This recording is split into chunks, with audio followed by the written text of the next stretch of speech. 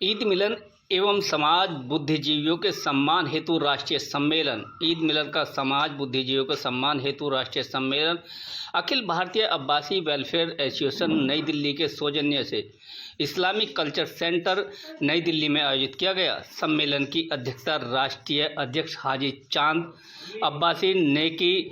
सम्मेलन में देश के कई राज्यों से सदस्यों ने भाग लेकर अपने अपने विचार रखे तथा आयोजक संस्था के राष्ट्रीय सचिव हाजी शहजाद अब्बासी ने बताया कि हमारी व्यवस्था को मुख्य उद्देश्य समाज में शिक्षा को बढ़ावा देना, गरीब कन्याओं की शादियों में मदद करना, शिक्षा स्तर को ऊंचा उठाने के लिए प्रगतिशील छात्र छात्राओं को समय समय पर प्रतिसहन देकर उनको समाज में आपसी मतभेदों को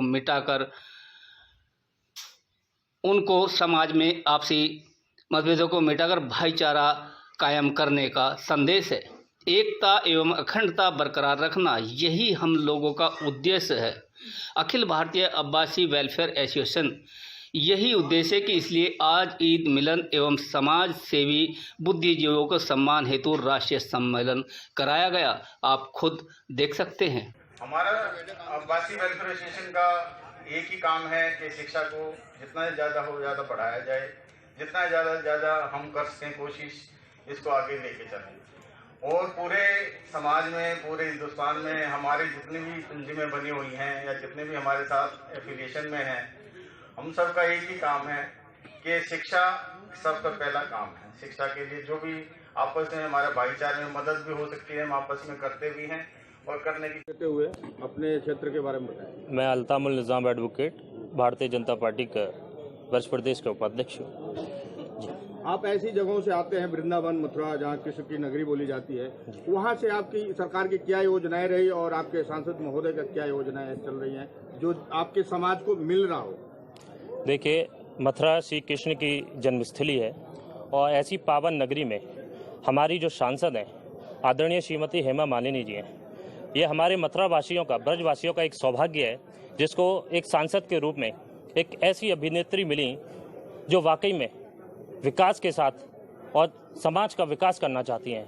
एक ऐसी सांसद जिसने निरंतर इन 8 वर्षों में लगातार 2014 में वो सांसद बनी, 2019 में पुनः सांसद बनी और 2024 में हमें पूरा यकीन है वो एक बार फिर से मथुरा की सांसद होंगी। और इन 10 वर्षों में उन्होंने मथुरा को विकास की गति पर इस तरह से आगे बढ़ाया है कि इतिहास में इससे पूर्व के किसी भी सांसद ने मथुरा में कार्य नहीं किया। आज मथुरा के ग्रामीण क्षेत्रों में जहां सड़कें नहीं हुआ करती थी, जहां ग्रामीण वासियों को, ग्रामीण क्षेत्र की जनता को सड़कों पर चलने में बहुत कठिनाइयां महसूस हुआ करती थी, आज आप वहां जाकर देखेंगे तो हर गांव की एक प्रत्येक सड़क आदरणीय सांसद महोदया के निधि से बनी हुई है। वकील साहब एक क्वेश्चन है भाई। जी बिल्कुल, माननीय सांसद महोदया ने अब्बासी समाज के लिए जन कल्याणकारी योजनाओं के माध्यम से जितना लाभान्वित हो सकता है हमारा समाज, उनके लिए उन्होंने भरपूर प्रयास किया है। सांसद महोदय के द्वारा विकलांग पेंशन योजना के तहत हमारे समाज के जो ऐसे लोग हैं जो विकलांग हैं, उनको ट्राईसाइकिल देने का काम किया। उनको आवास विकास योजना के माध्यम से आवास दिलाने में अपनी महत्वपूर्ण भूमिका निभाई। और चूंकि मैं खुद अब्बासी समाज से हूँ, आदरणीय सांसद महोदय के साथ सहयोगी के रूप में उनका काम करता हूँ, तो उन्होंने जब मैंने जिस कार्य के लिए उनसे आग्रह किया, तब उन्होंने निसंदेह, बिना किसी संकोच के, बिना किसी प्रश्न के मेरे सभी कार्यों को पूरा करने के लिए उन्होंने अपना भरपूर सहयोग दिया और हमारे समाज को एक ताकत के रूप में उन्होंने आगे बढ़ाने का बहुत काम किया है। आप अपने समाज को उत्तर प्रदेश में किस तरीके से मदद करते हैं और कैसे सरकार के योजनाओं का लाभ भी देते हैं? मैं पूरे प्रदेश के जिले में जा रहा हूँ और मैं अपने समाज को नहीं, आम मुस्लिम समाज को बताना चाह रहा हूँ कि मोदी जी की जो योजना चल रही है, योगी जी जो योजना चल रही है, इतनी सरल योजनाएं किसी सरकार ने आज तक नहीं चलाई।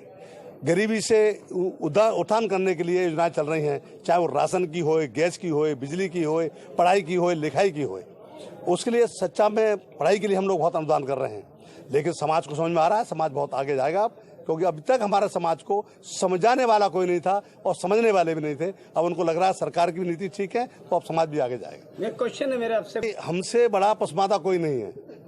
मैं आज वही बात कहने के लिए आया था, वक्त कम होने बात नहीं कह पाया। हमसे बड़ा पसमादा समाज कोई नहीं है, हमसे बड़ी संख्या किसी की नहीं है। चूंकि हमारे समाज के लोग कुछ भटके हुए हैं, अलग अलग कमेटियां बना के भटके हुए हैं, उनको समाज की बात की फिक्र नहीं है। और मोदी ने ओबीसी समाज को, समाज को आगे लाने के लिए बहुत योजना चलाई हैं और पूरी ताकत के साथ आगे लगे हैं। मैं राजनीति में सर चमकते हैं, सर देखे जाते हैं।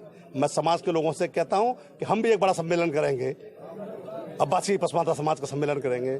उसमें कोशिश करेंगे हमारे देश के प्रधानमंत्री उसमें हैं और हमारा मुख्यमंत्री हमारे बीच में है। मैं गुलाम मोहम्मद साहब, एक बार रोड प्लान है, क्योंकि हक बात कहिए, इस समाज को इकट्ठा करना, ये दबा कुचला हुआ समाज है, तो सरकार से आप क्या संदेश देना चाहते हैं? सटीक बात कहना, इधर उधर की बात मत करना। मैं राष्ट्रीय अध्यक्ष अखिल भारतीय आबासी वेलफेयर एसोसिएशन का, आज हमने पूरे हिंदुस्तान से सब समाज के लोगों को इकट्ठा किया है, सिर्फ इसीलिए कि यूनिटी इज द स्ट्रेंथ। मतलब इकट्ठा करके जब तक यूनिटी में आ जाएंगे, हम इकट्ठे हो जाएंगे, तभी हम सरकार को कुछ कह पाएंगे। अभी हम बिल्कुल अलग अलग बिखरे हुए हैं। जैसे अभी गुलाम मोहम्मद साहब ने बताया कि हमने अलग अलग कमेटी बना रखी है। एक ही आगरा में ही मान लो 10 बना रखी हैं, जयपुर में 13 बना रखी हैं। तो हम ये चाह रहे हैं जितनी भी कमेटियाँ बनी हुई हैं, इन सबको इकट्ठा करके उनकी एक कमेटी बनाया जाए, जिससे स्ट्रेंथ दिखे और सरकार को हम कुछ मांगने के लायक बने। आज हम इस लायक ही नहीं है किसी को हम कह सकें कि भाई हमें ये दे दो।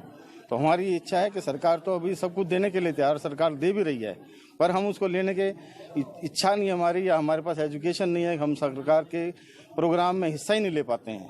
जो चांद साहब ऐसा है, ये तो जागरूकता के लिए आज आपने इकट्ठा।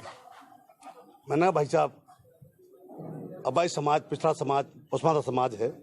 आपने मुझे सरकार मंत्री बना करके समाज का सर ऊंचा किया है, लेकिन मेरे समाज के लोग जहाँ जहाँ काम कर रहे हैं, पार्टी में काम कर रहे हैं, मैं भी पता करता हूं कौन कहां काम कर रहा है। और मैं चाहता हूं कि नगर पालिका अब्बास वेलफेयर एसोसिएशन का आज मीटिंग हुआ है। जगह जगह से, कई राज्यों से, कई जिलों से लोग आए हुए हैं। क्या मुद्दा था इसका? अब्बासी वेलफेयर एसोसिएशन के बैनर तले जो आज राष्ट्रीय कर समिति और इनका ईद मिलन समारोह जो हुआ, पूरे देश से अब्बासी समाज के लोग आए हैं। इस कमेटी के माध्यम से अलग अलग वक्ताओं ने, अलग अलग जो अपनी सोच रखने वालों ने एक पैगाम दिया है। अब्बासी समाज, पसमानदा समाज, बैकवर्ड समाज, हिंदुस्तान में 3.5 करोड़ अब्बासी समाज है, और उसका ये पैगाम दिया है कि आप एकजुटता से रहें, ताकत के साथ रहें, शिक्षा में आगे जाएं, कारोबार में आगे जाएं। ये इस बैनर से दिया गया है। कि अब्बासी समाज कुछ नहीं कर पा रहा, इसका आप किसको जिम्मेवार समझेंगे? क्या वो लोग जो सियासत में बैठे हैं, या जो पढ़ लिख कर आगे निकल चुके हैं, या उन लोगों को जो अनपढ़ है, जो अशिक्षित हैं, उनकी वजह से थोड़ा ये दिक्कत आ रही है। क्योंकि पढ़े लिखे का जिम्मेवारी बनती है। पढ़े लिखे पूरा प्रयास कर रहे हैं। चांद भाई ने प्रयास किया, आज बुलाया लोगों को, इससे पैगाम जाएगा, लोगों को लगेगा कि हमको एक प्लेटफॉर्म पर आना चाहिए, तभी हमारी ताकत बनेगी और तभी हम लोग राजनीति में और समाज में आगे जाएंगे। तो क्या कहेंगे आज, क्या संदेश देना चाहेंगे आज आप? मैं संदेश समाज के लोगों को देना चाहता हूँ। 1400 वर्ष पहले हमारे हुजूर सल्लल्लाहु अलैहि वसल्लम ने एक पैगाम दिया था, शिक्षित बनो, बाबा साहब से दिया था, शिक्षित बनो, संघर्ष करो, संगठित रहो। हमारे हुजूर सल्लल्लाहु अलैहि वसल्लम ने दिया था कि आप तालीम, तंजीम, तिजारत। तो हमारे जो लोग हैं, मैं उनको कहता हूं कि जो हमारे जो बाबा साहब ने कहा था और हुजूर सल्लल्लाहु अलैहि वसल्लम ने कहा था, उस बात पर अमल करें, क्योंकि शिक्षित हो गए तो आप व्यापार करेंगे, और जब व्यापार करेंगे तो तंजीम बनाएंगे तो समाज का भला होगा। मेरे क्वेश्चन है आपका, उत्तर प्रदेश में वक्फ बोर्ड के आप राज्य, मैं उत्तर प्रदेश सरकार में विकास